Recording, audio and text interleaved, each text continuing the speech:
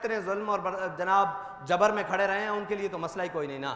پھر بھی کسی کے دل میں کوئی خیال آئے کہ یہ راستہ سخت چن لیا ہے, یہ راستہ سخت چن لیا ہے, تو ہمارا راستہ یہی ہے کہ ہم نے وعدہ کیا ہے کہ ہر ظالم کے خلاف کھڑے ہوں گے اور ہر مظلوم کا ساتھ دیں گے. یہ ہمارے بابا جان نے ہمیں پڑھایا ہے اور یہی ہماری زندگی کا مقصد ہے. اب ظالم کون بنتا ہے اور مظلوم کا ساتھی کون بنتا ہے یہ ساری دنیا دیکھ لے گی. اللہ تعالیٰ ہمیں ہر ظلم سے محفوظ فرمائے اور ہر ظالم سے محفوظ فرمائے. لیکن اگر کوئی بات آ جائے تو پھر یہ نہیں, پھر امام علی مقام کی طرح اپنا خاندان بھی, اپنا کنبہ بھی. حضرت حسان بن ثابت نے جو کہا تھا فَإِنَّ أَبِي وَوَالِدَتِي وَإِرْدِ لِإِرْدِ مُحَمَّدٍ مِّنْكُمْ بِقَاؤ. بس, اور یہ یاد رکھنا بات قربانیوں سے ہی بنتی ہے.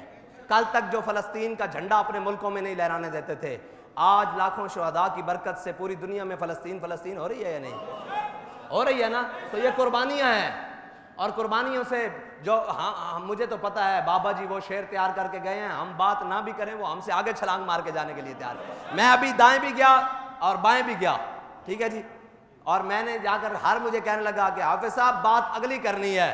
میں نے کہا ہمارے پاس پچھلی ہے ہی کوئی نہیں, ہمارے پاس بات ہی ایک ہے کہ بس انہیں جانا نہ رکھا غیر سے کام.